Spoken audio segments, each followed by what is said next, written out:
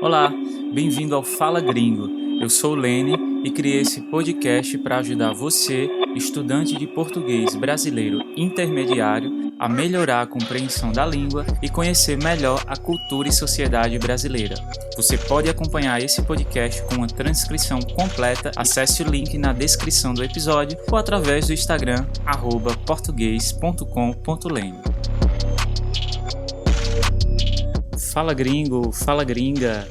Quem precisa de vampiro, cabeça de abóbora e espantalho para ficar todo arrepiado quando a gente tem animais que se transformam em gente, ou gente que toda quinta-feira à noite se transforma em animal, ou até seres metade animal, metade humano que confundem e até matam pessoas no meio da floresta. Nesse episódio, você vai conhecer algumas lendas e assombrações do folclore brasileiro e saber como o Halloween, ou Dia das Bruxas, é comemorado no Brasil. E aí, vai encarar? Então, fica aqui comigo, mas só se você tiver coragem. Esse episódio tem o apoio de Jessica Callahan, Kath Barker, Jalen Jackson, Hans Roderick e Luca Martin.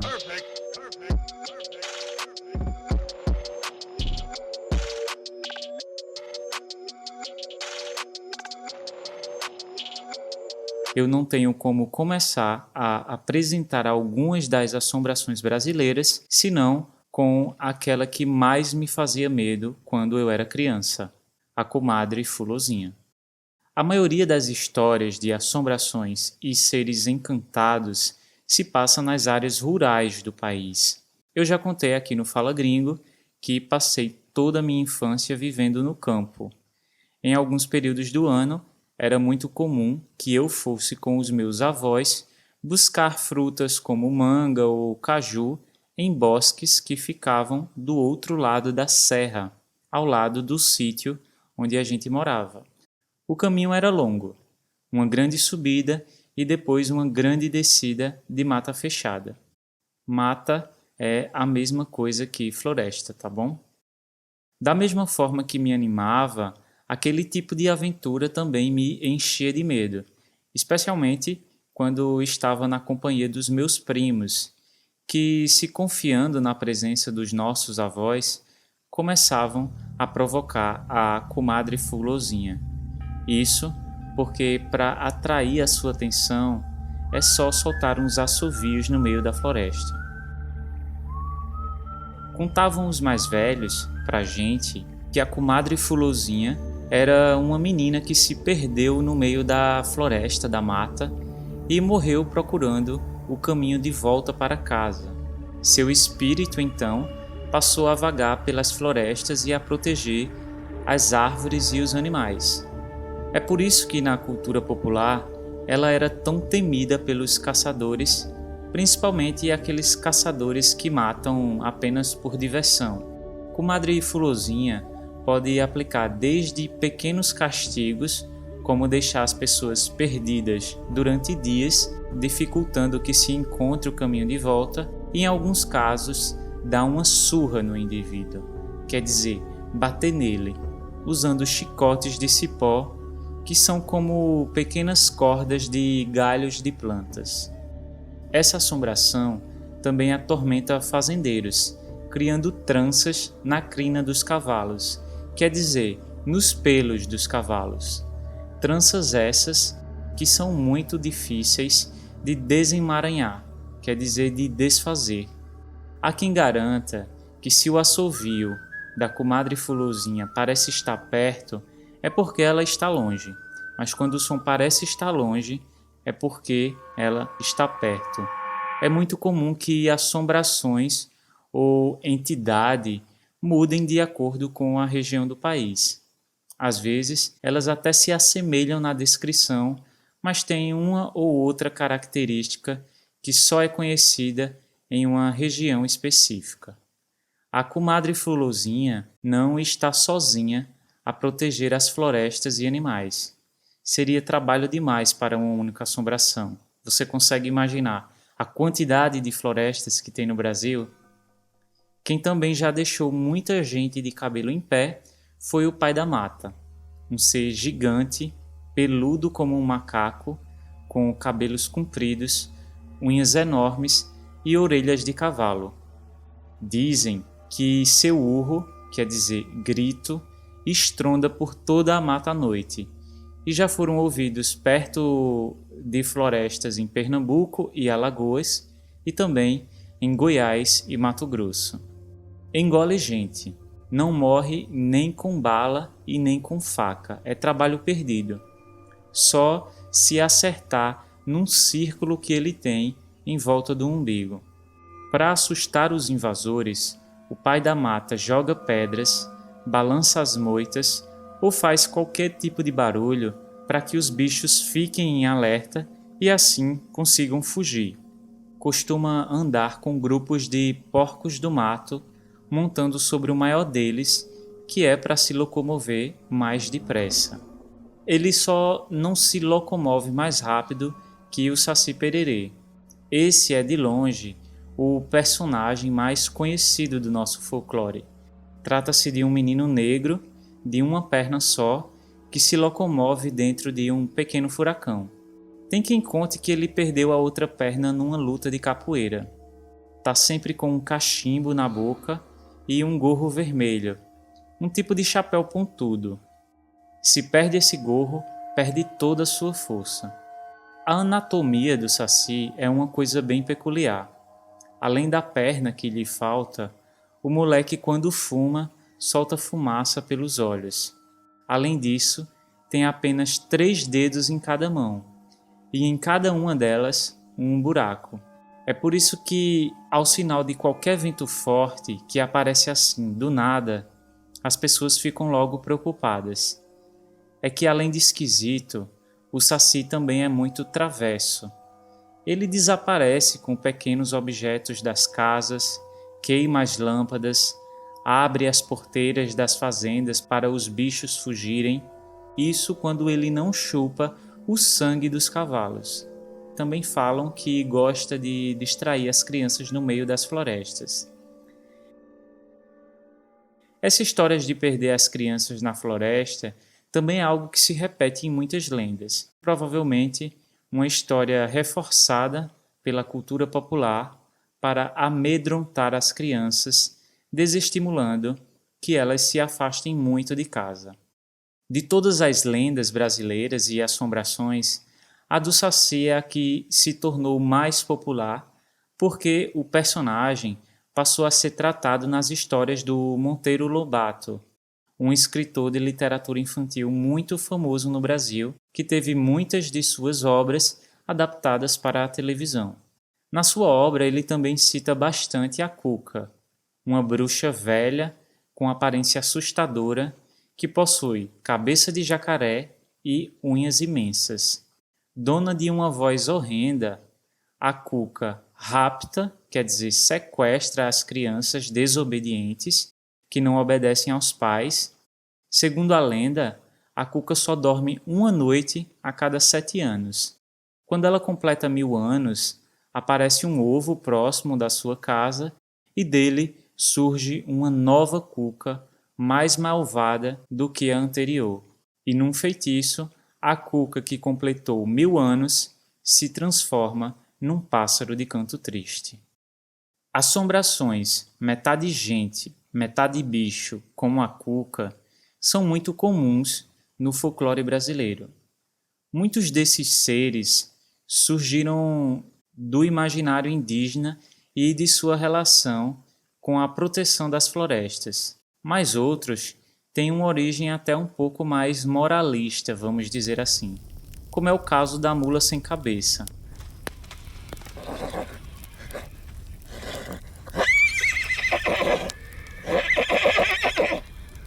Diz a lenda que toda mulher que tivesse ligações amorosas com um padre seria amaldiçoada.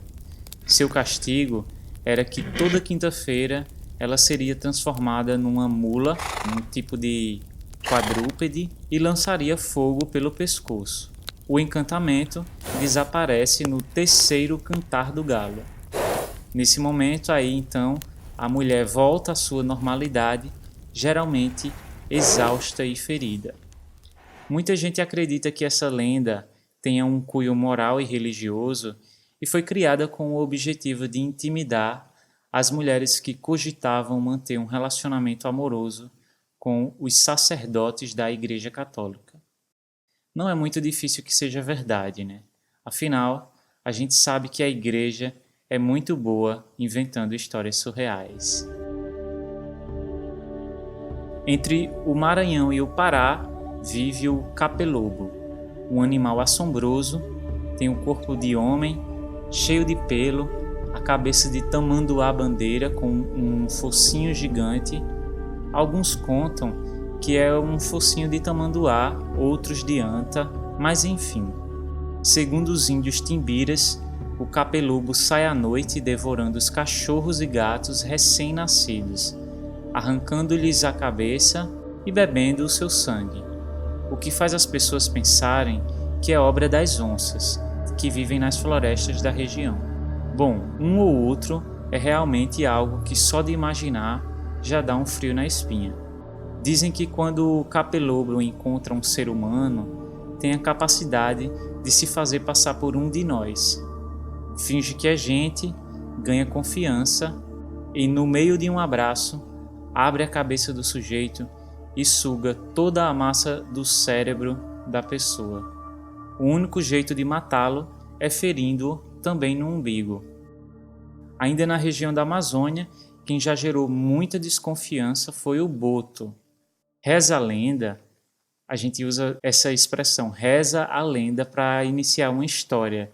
Então reza a lenda que esse animal inteligente e semelhante ao golfinho, só que rosa, que vive nas águas amazônicas, se transforma num jovem belo e elegante nas noites de lua cheia. Normalmente ele aparece nas festas de São João. Vem vestido de branco e com um grande chapéu. Dono de um estilo comunicativo, galã e conquistador, o boto escolhe a moça solteira mais bonita da festa e leva lá para o fundo do rio. Lá engravida a moça e depois a abandona. Por isso que nessa região tem uma expressão que diz: esse é filho do boto, para falar de filhos de mães solteiras no Amazonas e no Pará. Perfect. No Brasil, de uma forma geral, nós não comemoramos o Halloween. Apesar de o dia 31 de outubro ser o dia das bruxas, não faz parte da nossa cultura sair fantasiado por aí pedindo doces nas portas dos vizinhos. O que para muitas crianças sempre foi uma frustração, quer dizer, motivo de tristeza, porque muitos de nós crescemos vendo esse costume nos filmes americanos. Tampouco comemoramos o Dia dos Mortos, como acontece em alguns países latinos. A nossa relação com a morte não é muito de alegria e aceitação. Inclusive, o Dia dos Mortos aqui a gente chama de Dia de Finados. Finado, que é um sinônimo de morto, e talvez o dia se chama assim justamente para diminuir o peso negativo da palavra morto. É um feriado no Brasil, o Dia dos Finados, e as pessoas vão aos cemitérios prestar homenagem aos seus parentes que já se foram. Mas sem festa nenhuma. Pelo contrário, é uma data mais triste mesmo. Tem até um senso comum de que sempre chove no Dia de Finados. Mas voltando a falar do Halloween, aqui no Brasil, o que acontece principalmente nas grandes cidades é que alguns bares realizam festas dentro desse tema. Alguns canais de televisão exibem filmes de terror e tem as escolas de inglês. Quase toda escola de inglês ou cultura americana faz um evento no dia do Halloween, mas não é nada muito expressivo ainda. E eu digo ainda porque sinto que a cada ano que passa, essa cultura do Halloween cresce um pouco mais, como o dia de São Valentim, aqui no Brasil. A gente comemora o Dia dos Namorados em junho, no dia 12, mas cada vez mais o comércio tem feito campanhas publicitárias também no Valentine's Day para aproveitar a data americana para estimular as vendas aqui também. O capitalismo pelo capitalismo, né? Essa influência da cultura norte-americana vem sendo questionada há bastante tempo e a discussão chegou até mesmo ao governo. Em 2003, um projeto de lei propôs a instituição do Dia do Saci no calendário brasileiro, justamente no dia 31 de outubro, o dia de Halloween. Na justificativa do projeto, o parlamentar escreveu que, abre aspas, a comemoração do Halloween no Brasil, como tantas outras celebrações da cultura norte-americana de forte apelo comercial, tem atraído cada vez mais jovens e crianças que precisam aprender que o país também tem os seus mitos, difundindo a tradição oral, a cultura popular e infantil, os mitos e as lendas brasileiras. Em outras palavras, ele queria simplesmente dizer que não faz sentido que estejamos celebrando uma cultura norte-americana, principalmente personagens, se a gente tem uma cultura própria. A gente deveria valorizar esse tipo de cultura. Tem gente que é contra, tem gente que é a favor e tem gente que fica em cima do muro, e esse é o meu caso. Lene acredita que não tem problema nenhum que um país, seja ele qual for, celebre tradições de outros países ou outras culturas. O próprio Carnaval e o São João, que são duas festas muito grandes no Brasil, não são festas originalmente brasileiras. São costumes que vieram com a colonização e aqui também ganharam novas referências, somadas às culturas indígenas dos índios que já habitavam aqui e também dos africanos, que foram escravizados pelos portugueses. Então, por que o mesmo não poderia acontecer no Halloween, ou no Dia das Bruxas, ou o Dia do Saci, que seja? Por que não convidar o Saci, a comadre Fulozinha, o Boto e muitos outros personagens e assombrações do folclore brasileiro para essa festa? Na minha opinião, com ou sem travessuras, gostoso mesmo é aproveitar o que cada cultura tem de melhor a oferecer. Chegou a hora de ver as expressões usadas no episódio de hoje. Em cima do muro é uma expressão usada para ocasiões em que a gente não está realmente decidido sobre qual posição tomar numa discussão. A gente não sabe se pula para um lado ou se pula para um outro. É como um estado de neutralidade. Por exemplo, no campo ideológico da política, a gente diz que quem está em cima do muro é quem não sabe se é de esquerda ou de direita, se é liberal ou conservador. Enfim, de uma forma simplificada, certo? Mas também pode ser usado dentro de um contexto em que você simplesmente não sabe escolher. Por exemplo, um profissional que tem duas propostas de emprego, mas ainda está em cima do muro, significa que ele não sabe qual vai escolher, ele está decidindo. Outra expressão que eu falei foi ter um frio na espinha. É uma expressão relacionada a medo ou ansiedade. Quando uma pessoa é muito tímida, ela pode ter um frio na espinha só de pensar em falar em público, por exemplo. Num contexto de susto, pode-se dizer, por exemplo, que você sente um frio na espinha só em pensar em ficar sozinho numa floresta. Esse é literalmente o meu caso. Eu penso que isso é um trauma de infância mesmo, porque ainda hoje, agora adulto, eu não me sinto à vontade em estar sozinho numa floresta. Eu sempre evito. Outra expressão usada relacionada a susto é ficar de cabelo em pé. Significa que você teve um susto, um medo tão grande que ficou de cabelos arrepiados, como se tivesse levado um choque elétrico. Também pode ser algo que deixa as pessoas de cabelo em pé, como as assombrações.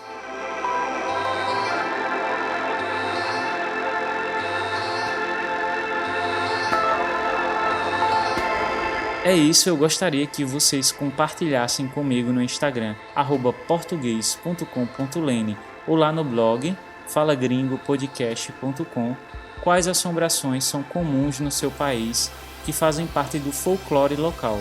Eu vou adorar descobrir histórias novas. E eu adorei trazer algumas das assombrações brasileiras para vocês conhecerem. Na transcrição do episódio tem os links para outras histórias, caso vocês queiram se aprofundar um pouco mais no assunto. Lembrando que você ajuda muito o podcast deixando um review 5 estrelas na nossa página no iTunes ou simplesmente seguindo o podcast na plataforma que você está usando. Por hoje, a gente vai ficando por aqui. Próximo episódio é o último episódio da segunda temporada, então não percam, tá bom? Obrigado pela companhia e até lá!